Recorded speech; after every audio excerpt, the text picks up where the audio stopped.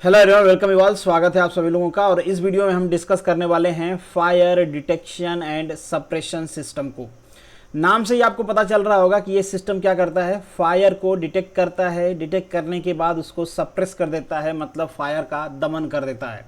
अब ये जो दमन वर्ड है ना, ये यूज ही फायर, यहाँ पे दमन का अगर बेसिक चीज हम समझे तो बुझाने की बात कर रहे हैं, बट दमन वर्ड या सप्रेशन वर्ड यहाँ पे इंटेंशनली इसलिए यूज किया गया है कि विद इन फ्यू सेकेंड ये काम करना शुरू कर देता है और आग को बुझा देता है या फायर को सप्रेस कर देता है। तो डिटेल में हम डिस्कस करेंगे इस सिस्टम के बारे में, इसका इंट्रोडक्शन, वर्किंग प्रिंसिपल, इसको बनाया किसने है, कहाँ पे ये यूज़ किया जाना है, किसने इसकी परमिशन दी है, क्या सारी चीज़ें हैं डिटेल में समझेंगे। पहले आप ये चीज़ समझ लो, बहुत सारे जगह पे आपने देखा होगा कि जो बसेस होती हैं, जो व्हीकल्स होती हैं, उनमें फायर हो जाता है। फायर के अपने अलग अलग रीजन हो सकते हैं। हो सकता है कहीं पे शॉर्ट सर्किट हो गया हो सकता है कहीं पे इंजन की वजह से फायरिंग हो गई हो सकता है किसी व्हीकल के ऊपर पेट्रोल बम मार दिया गया हो सकता है किसी व्हीकल के ऊपर फायरिंग कर दी गई हो।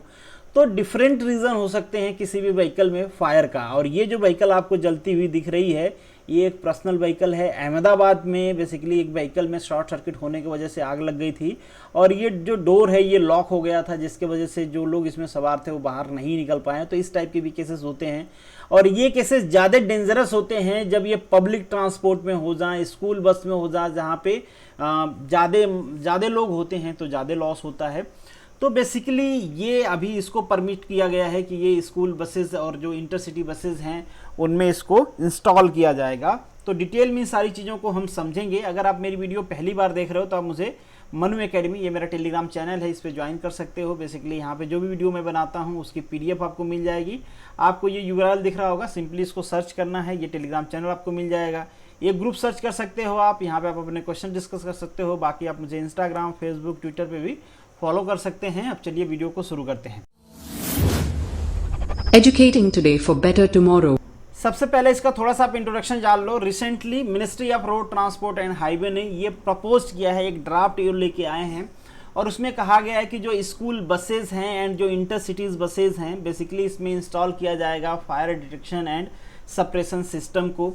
ये इंस्टॉल होने के बाद जो भी लोग उसमें बैठे हैं उनकी सेफ्टी सिक्योर किया जाएगा बाय द फायरिंग। जैसे हमने डिस्कस किया, फायर होने के डिफरेंट रीजन हो सकते हैं। अब इसके लिए जो ड्राफ्ट बनाया गया है वहाँ पे बेसिकली जो मेजर चेंज है that is the automobile industry standard. ये चेंज किया जाएगा। बेसिकली जो हमारा डिज़ाइनिंग है, जो हमारा मैन्युफैक्चरर है, उसी को जो ऑटोमोबाइल का डिज़ाइन है उसको चेंज करना पड़ेगा। क्यों चेंज करना पड़ेगा, आगे जब देखोगे इस सिस्टम को आपकी किस तरीके से वर्क करता है। इसके इंस्टॉलेशन के लिए स्पेस चाहिए होता है, एक्स्ट्रा वेट कैरी करना पड़ेगा, ठीक है, हाई प्रेशर में फ्लो वहाँ से आएगा। तो ये सारी चीज़ें ध्यान में रखते हुए जो ऑटोमोबाइल इंडस्ट्री स्टैंडर्ड है उसको चेंज किया जाएगा। किसके अकॉर्डिंग चेंज किया जाएगा, that is expertise given by the DRDO, defence research and development organisation. अब आपके मन में एक सवाल आ सकता है कि यार ये पैसेंजर बसेज हैं और यहाँ पे हम defence research and development organisation की बात कर रहे हैं। ये तो बेसिकली जो हमारे डिफेंस से रिलेटेड चीज़ें हैं उन पे वर्क करते हैं, जैसे आर्मर्ड व्हीकल हुई, मिसाइल्स हुई, इन सारी चीज़ों पे ये काम करते हैं। अचानक से ये पब्लिक सर्विस में कब आ गए, तो आपको पता ही है। इसका पहले पर्पज़ अब डिस्कस कर लो, फिर आपको मैं बताता हूँ कि ये जो DRDO है इसका कैसे यहाँ पे कोरिलेशन है, DRDO ने इसको क्यों डेवलप किया। तो सबसे पहली बात ये कि ये क्या प्रोवाइड करता है, इसका पर्पज़ क्या है। आपके व्हीकल में लग जाएगा तो आपको फ़ायदा क्या होगा, तो it's provide additional evacuation time. आप जो लोग भी उसमें बैठे हैं उनको ये एक्स्ट्रा टाइम देगा कि आप निकल जाओ बाहर। कैसे एक्स्ट्रा टाइम देगा ये, बेसिकली जब भी आग लगती है विद इन 30 सेकेंड ये डिटेक्ट कर लेता है कि आपके व्हीकल में आग लग गई है और 1 मिनट के अंदर अंदर उस आग को बुझाने के लिए एक्टिवेट हो जाता है। अब आप देखो कि आपकी व्हीकल है, अगर आपकी व्हीकल में आग लगती है तो आपको जल्दी पता नहीं चलता है। हाँ, रीजन अलग अलग हो सकते हैं, तो जानने का रीजन, जैसे आपके ऊपर फायरिंग हुई तो आपको पता चल जाएगा कि आग लगने वाली है। आपके ऊपर बम्बार्डिंग कर दिया गया तो आपको पता चल जाएगा तुरंत। बट सम टाइम क्या होता है, कहीं पे शॉर्ट सर्किट हो रहा है, धीरे धीरे आग लग रही है, कहीं पे इंजन के फेलियर की वजह से आग लग रही है, तो वहाँ पे आपको टाइम लगता है जानने में कि आपके व्हीकल में आग लगी है। और उस टाइम पे आग बहुत आगे निकल चुकी होती है और आपको पूरी तरीके से वो एक्वायर कर लेती है। बट यहाँ पे ऐसा नहीं होगा, विद इन 30 सेकेंड आपको पता चल जाएगा कि आपकी व्हीकल में आग लग गई है, तो आपको ज़्यादा टाइम मिलेगा कि आप वहाँ से निकल सको बाहर, ठीक है। अगर आप नहीं निकल पाते हो तो इसकी भी सिक्योरिटी यहाँ पे इंश्योर किया गया है। बेसिकली यहाँ पे वाटर बेस्ड स्टिंगराइजर यूज़ किया जाएगा। ये बेसिकली एजेंट्स होते हैं जो हमारे आग को बुझाने के लिए काम आते हैं। जैसे इन जनरल हम वाटर को यूज़ करते हैं, सिंपल है, फोम यूज़ करते हैं हम, कार्बन डाइऑक्साइड यूज़ करते हैं हम, वेट केमिकल्स यूज़ करते हैं, तो ये सारे यूज़ किए जाते हैं एज ए स्टिंगराइजर एजेंट। अब आपके बसेस में ये लगाए जाएंगे वाटर के साथ और डिस्चार्ज मेंटेन किया जाएगा थ्रू नोजल और एक फॉग फॉर्म में दोनों साइड से। जैसे बसेज है तो through out the length, suppose कर लीजिए आपकी बस है, यहाँ पे इंजन है तो इस साइड से दोनों साइड से सीटिंग होती है, तो दोनों साइड से क्या होगा, वाटर या जो भी स्टिंगराइजर एजेंट्स हैं दोनों स्प्रे किए जाएंगे, ऊपर से भी स्प्रे किए जाएंगे ताकि जो स्मोक है, जो हॉटनेस है, इस सबको कंट्रोल किया जाए। और ये सब विद इन 60 सेकेंड स्टार्ट हो जाएगा। वहाँ पे नोजल्स लगी होंगी दोनों साइड्स में, तो आसानी से इस आग पे काबू पाया जाएगा। अब थोड़ी सी इस टेक्नोलॉजी के बारे में डिस्कशन कर लेते हैं। तो सबसे पहले तो आप यही जान लो कि इस टेक्नोलॉजी को डेवलप किसने किया है। तो डेवलप किया है डीआरडीओ ने। कब से हम लोग बात कर रहे हैं, बट डीआरडीओ की कौन से विंग ने इसको डेवलप किया है, that is centre for fire explosive and environment safety. तो ये याद रखना, मे भी चांस है कि आपसे डीआरडीओ न रख के ये रख दे, तो आपको चीज़ें याद रहनी चाहिए कि इस टेक्नोलॉजी को डेवलप किसने किया है।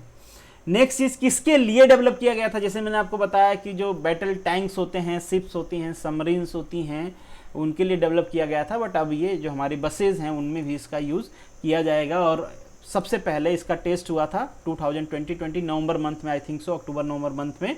तो वहाँ पे आप देख रहे हो जो हमारे मिनिस्टर हैं, कैबिनेट मिनिस्टर हैं दोनों, डिफेंस के और ministry of road and transport and highway के, ये दोनों मिनिस्टर्स वहाँ पे थे और बेसिकली इसको टेस्ट किया गया एक बस में कि ये प्रॉपरली काम कर रहा है कि नहीं कर रहा है। और जैसा कि मैंने आपको पहले बताया कि FDSS टेक्नोलॉजी जो है ये विद इन 30 सेकेंड फायर को डिटेक्ट कर लेते हैं और विद इन 60 सेकेंड ये वर्क करते हैं उसको सप्रेस करने का। तो बहुत आसानी से ये आग को सप्रेस कर लेते हैं अगर बहुत हाई अमाउंट में वो नहीं है तो।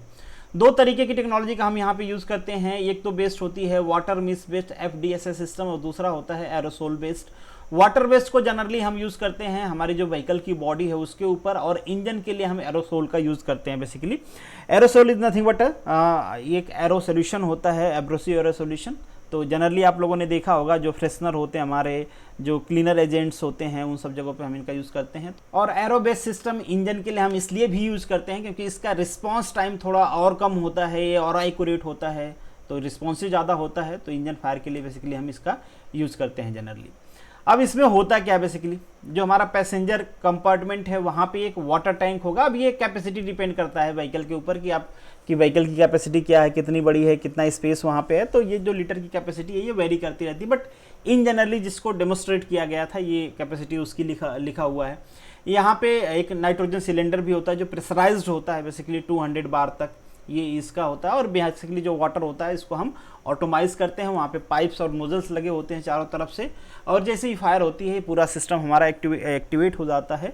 और जो भी हमारी नोजलिंग सिस्टम होती है उसमें वाटर स्प्रे करना हो तो वाटर, या फिर एरोसोल सिस्टम पे वर्क कर रहे हैं तो वो दोनों हम क्या करते हैं, स्प्रे करना स्टार्ट कर देते हैं, जिससे फायर कंट्रोल होती है। और यहाँ पे हमारे लेक्चर के बेस दो सिंपल क्वेश्चंस हैं। फर्स्ट तो फुल फॉर्म है आपको, तो फुल फॉर्म तो आपको पता ही होना चाहिए, fire detection and suppression system. जो नेक्स्ट क्वेश्चन है आपका, FDCC डेवलप बाय द, किसने डेवलप किया है, इसको डेवलप किया है defence research and development organisation. और जो थर्ड क्वेश्चन है आपका, ये आपके मोटर व्हीकल एक्ट को इंक्लूड किया हुआ है। तो जो FDSS सिस्टम है that is propose to use in the following category of vehicle. अब यहाँ पे M1 N2 N1 N2 भी मैं दे सकता था बट मैंने नहीं दिया, ठीक है। तो यहाँ पे पर्सनल व्हीकल के लिए आप यूज़ कर सकते हो, बट अभी के लिए ये बनाया नहीं गया, इसके लिए कोई ड्राफ्ट नहीं है, कोई नोटिफिकेशन नहीं है। इंटरसिटी बसेज के लिए यहाँ पे ड्राफ्ट है, अभी भी हैवी गुड्स व्हीकल के लिए ऐसा कोई ड्राफ्ट नहीं है। तो यहाँ पे जो आपका ऑप्शन है वो बी है। इन फ्यूचर हो सकता है कि इन सारे व्हीकल के लिए अप्रूव कर दिया जाए, ये बना दिया जाए, बट डेफिनेटली उससे व्हीकल की क्या होगी, कॉस्ट बढ़ेगी, व्हीकल का वेट बढ़ेगा, एफिशिएंसी घटेगी, ये सारी चीज़ें हैं। तो अभी के लिए जहाँ पे ज़्यादा लोग हैं, ज़्यादा लोगों की लाइफ रिस्क में होती है, हमने बेसिकली वहाँ पे इसको इंप्लीमेंट किया है। तो this is the end of this video. Thank you so much for watching this. मिलेंगे नेक्स्ट वीडियो में, तब तक के लिए all the best, good luck.